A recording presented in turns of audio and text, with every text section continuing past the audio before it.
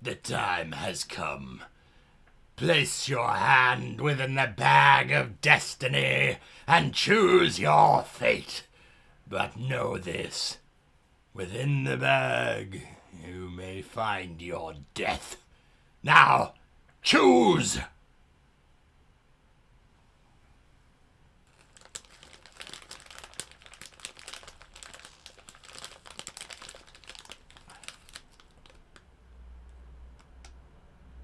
It's an almond swirl.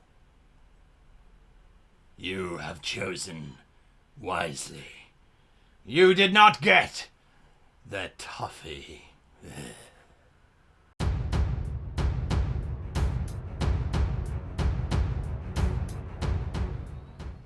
Hello and welcome to this episode of How to Be a Great GM. My name is Guy and today you're watching The Cult of... That's right, we're looking at how do you insert comedy into your games and how do you use it so that you can create some seriously funny moments.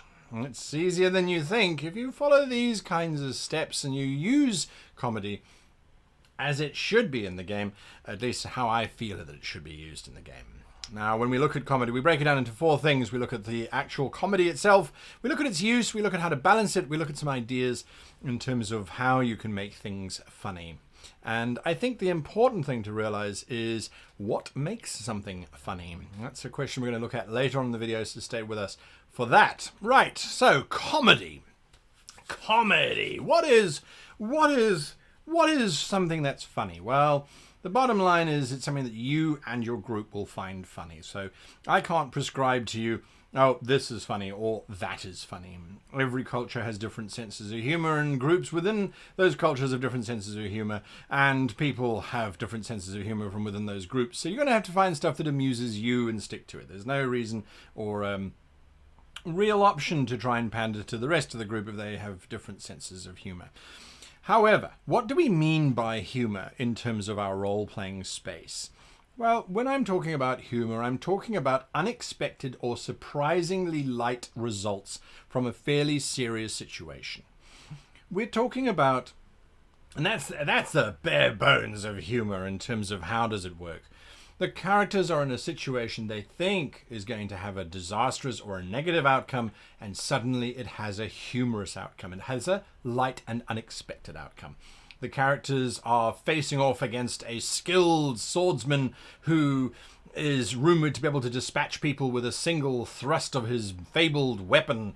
They square off against him. They're all dressed in their nightshirts because they were sleeping, and he snuck into their room and he pulls out a tuna, a small tuna, a baby tuna, a little tuna-shaped blade. It's a moment of humor. The players might go, sorry, what? Yep, he pulls out a tuna and it sits there going, whilst he holds it. It seems to be alive. He's literally pulled out a wet fish. The party might find it funny. You can certainly tell it better than I can. But by building up their expectation of terror and suddenly you pull out a wet fish, it becomes funny. Because it's now funny, we can now use it as a tool to offset drama. In other words, we can use it as a tool to enhance drama. Traditionally, when you have something tragic, before you have the tragedy, you need to have something light so that we have something to compare the tragedy against. It's the same with comedy.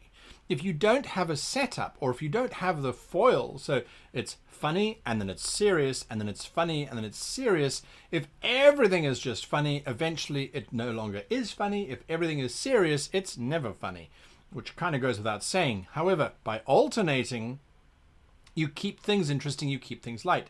So when we use it as a tool to offset, we are offsetting the terror of this man with this very amusing tuna-shaped blade. Once the players have laughed a little bit, there's been a light moment, to make him more terrifying, that blade now, as he swings for the first player's head, turns into a hammerhead shark. And so now the attack is no longer being hit by a blade, it's now being a bite attack by a shark, which if it succeeds does a significant amount of damage. The next turn, he pulls back, the blade turns into a minnow. Or perhaps it's a stickleback, and he'll take that blade, and then he'll throw that stickleback little fish at one of the players. If it connects, it burrows deeply into the player's skin, then turns into a pufferfish, expands, blows out of the character's chest, falls onto the ground, turns into an octopus, and crawls back up to its master's hand, where it then turns into a porpoise with a purpose. However you want to do it. So you're juggling around the craziness with the seriousness. And if you drop a joke and people don't find it funny, make it serious.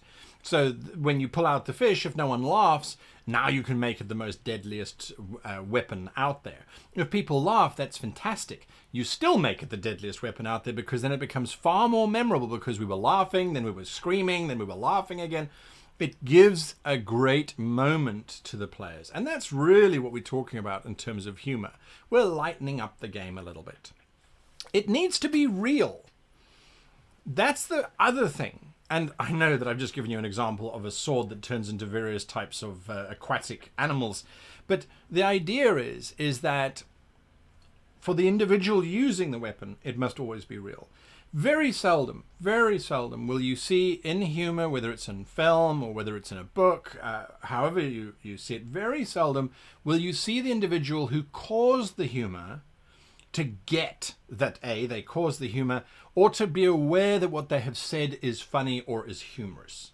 It doesn't work if it's that way, because then it's like a comedian laughing at his own joke. It really doesn't make it funnier.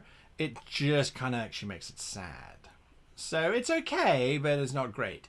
So if it's not real to the individual using it, if the man pulls out a fish and he suddenly realizes that he's pulled out a fish, he chucks it over his shoulder, and then he pulls out this large poison-covered blade, that's still funny.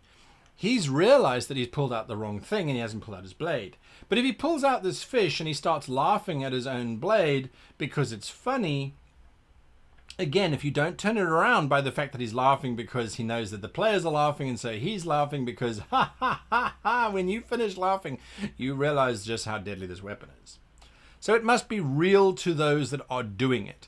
If it is, as we're going to look at some examples later on, like a cult or something, they have to believe it truthfully, honestly, and completely, not take it as a joke. If they take it as a joke, the players are going to take the whole thing as a joke, which I know is kind of the point, but it means that they will take it as being something that they don't have to be serious about, they don't have to engage with, they don't have to pay too much attention to, which derails the entire integrity of your campaign. You want people to take whatever you're saying seriously, but you want them to be able to laugh at the humor of the seriousness of the situation, if that makes sense. It's quite tricky to describe the fact that your humor has to be serious. Now, it's not funny to the cultists or to the individual that's using it. I've been talking about that at length. All right, so now we've kind of unpacked why comedy is why it works in terms of setup, take back, setup, take back. How are we going to use it? Well, we're going to use it as a counterpoint.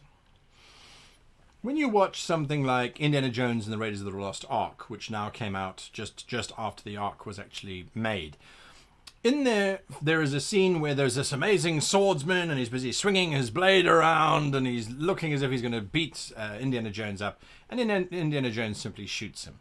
It's a moment of comedy in the film in a very serious sequence where a woman is being kidnapped and Indiana Jones is trying to prevent that from happening.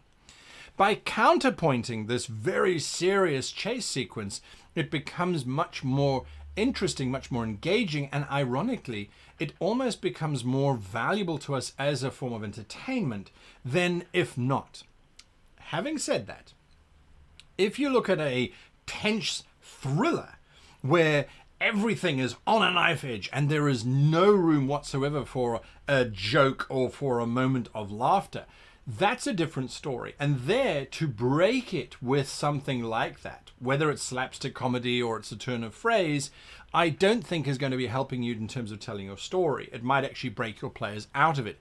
So you have to judge, is what you are saying going to make this better? Is it going to heighten and enhance? Is it going to act as a counterpoint?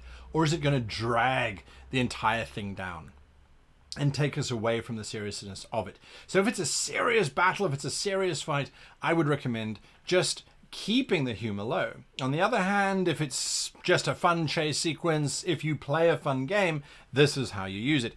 It does certainly lighten the tone, and that is something that we want to do from time to time. Remember, a lot of people play this game as a form of entertainment and release from and escape from their own world existence, which is sometimes not very funny.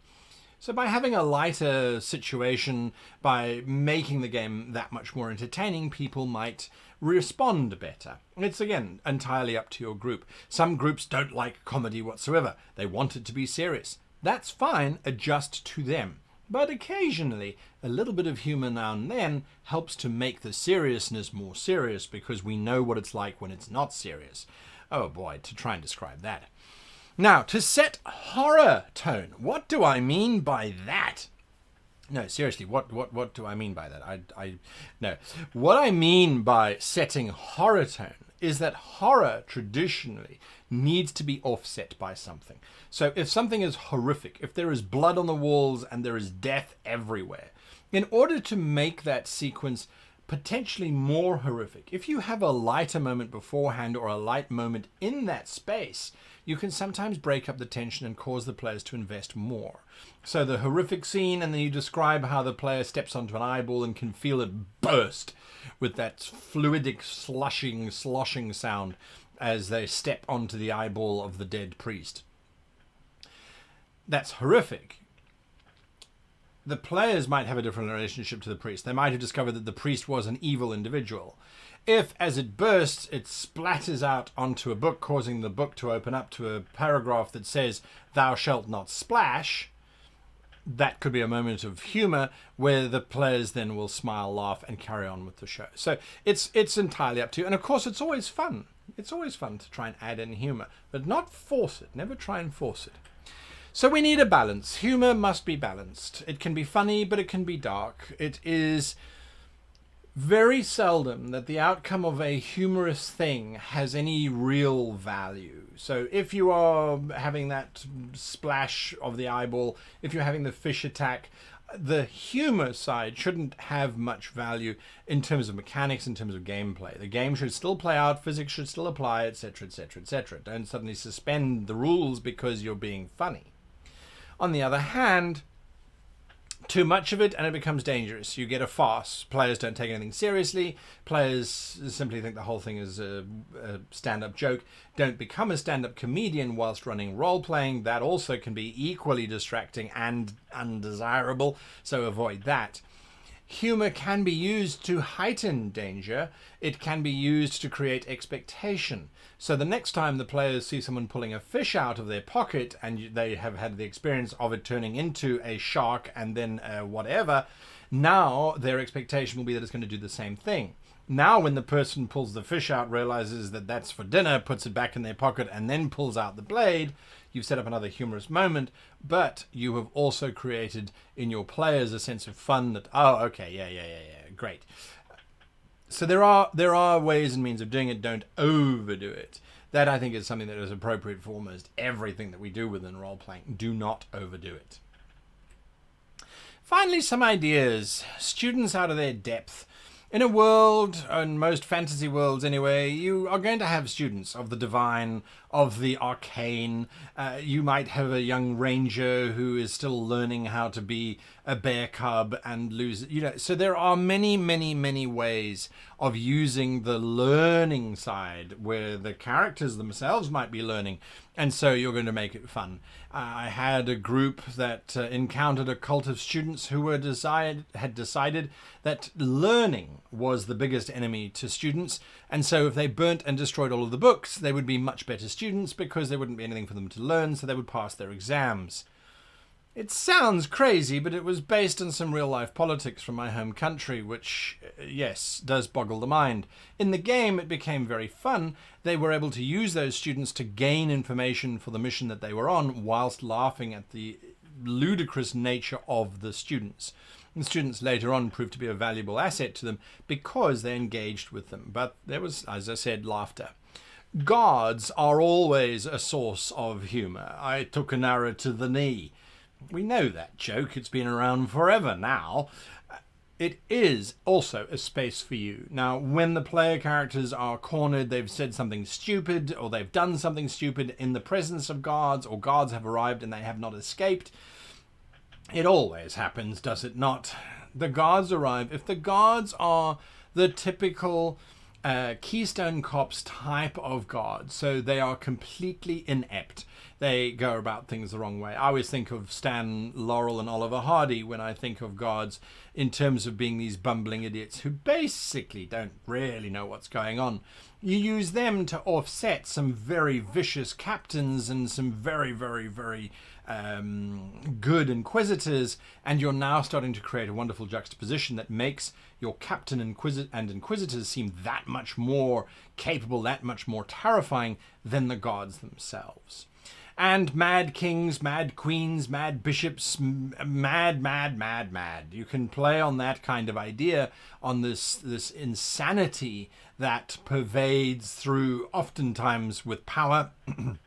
Excuse me. It allows you to really explore the options and to have some fun with it. Not everybody should be mad, and you should certainly restrict it down to just the bare bones, so that when the king orders that you should all dress as buttercups for the ball, and if you don't, he will simply use your head as a ball, then you know that it's a seriously funny moment that will be very serious if the characters are not in the moment. Yeah, humor is difficult. Humor is challenging, but when you get it right, it can really enhance your game. It can make your experience that much more interesting. When you have a deep, dark temple that's full of foreboding, and the players have struggled and nearly died, and it's really, really been a challenge for them to exist in this space. And then the next adventure is a light-hearted romp through a college campus with a bunch of students who've accidentally summoned a 12-tentacled being who has now disguised itself as the canteen cook and is trying to eat students rather than prepare meals for them.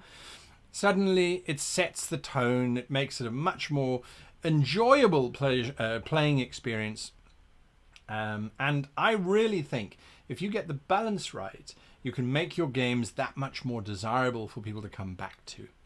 Anyway, what are your thoughts on humor? Do you try and add in humor, or are you a purist and you want your world to be black and white and serious thriller, horror type of stuff? How do you do it? Let me know below. I love reading the comments as we can learn and share from one another. It's fantastic. I want to give a shout out to my Patreons before I go.